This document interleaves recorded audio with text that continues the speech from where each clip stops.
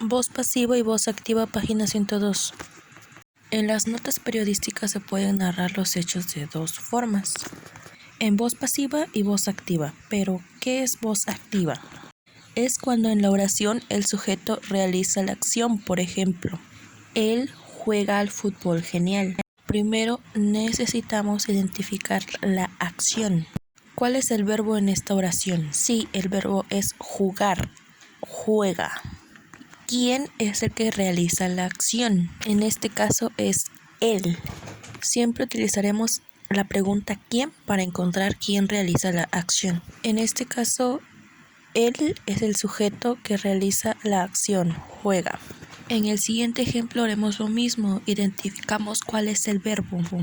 Sí, en este ejemplo el verbo es comer, comimos. Ahora para encontrar quién realiza la acción, o sea el sujeto, nos hacemos la pregunta de ¿quién? ¿Quiénes comimos? Nosotros es el sujeto. En otro ejemplo, los niños plantaron un árbol de manzanas a un costado de la casa. Realizamos lo mismo, encontramos el verbo, quiénes, y encontramos el sujeto que son los niños. En la voz pasiva es cuando en la oración el sujeto recibe la acción del verbo. Por ejemplo, el perro será capturado por el veterinario. Identificamos primero el verbo. En este caso es capturar, capturado. Y nos preguntamos, ¿quién será capturado? Para encontrar el sujeto. Este ejemplo, el perro es el sujeto paciente. Y el árbol es el protagonista de esta oración en voz pasiva. Vamos a la página 102 y leemos los ejemplos. Los niños Celia Urban y Rafael Salas plantaron un ahuehuete, que es un árbol, a un costado de la entrada del jardín botánico. Ejemplo B. Un ahuehuete fue plantado por los niños Celia Urban y Rafael Salas a un costado de la entrada del jardín botánico. Para verificar que la información es la misma, pero escrita de dos formas diferentes, lee otra vez los dos ejemplos y completa la siguiente tabla. El ejemplo A se refiere a la voz activa y el ejemplo B está escrito en voz pasiva. Pregunta 1. ¿Quién o quiénes protagonizan la historia? Como en el ejemplo anterior, vamos a identificar quién es el sujeto. Recuerden que siempre vamos a hacer la pregunta de quién. ¿Quién está realizando la acción en el ejemplo número A? Los niños Celia Urban y Rafael Salas. Y en el ejemplo B, ¿quién fue plantado por los niños Celia Urban y Rafael Salas?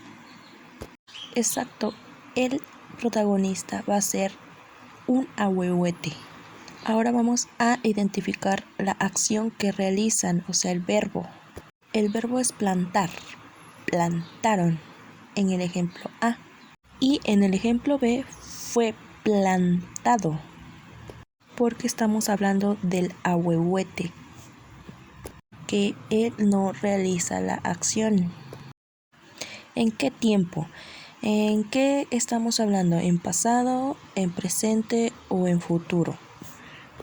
Claro, en pasado, porque si fuera en presente sería plantar y en futuro será plantarán. En el ejemplo B también es en tiempo pasado. Siguiente pregunta, ¿en dónde realizaron la acción? ¿En dónde plantaron el ahuehuete? En el jardín botánico. Para ser exactos, a un costado de la entrada del jardín botánico. En el ejemplo B, igual fue a un costado de la entrada del jardín botánico. ¿Cómo inicia la oración? En el ejemplo A, como los niños, y en el ejemplo B, como un ahuehuete. ¿Qué palabras son diferentes en cada oración? Ejemplo A es plantaron, a diferencia del ejemplo B, que dice fue plantado. El verbo o la acción cambia dependiendo del protagonista de la oración.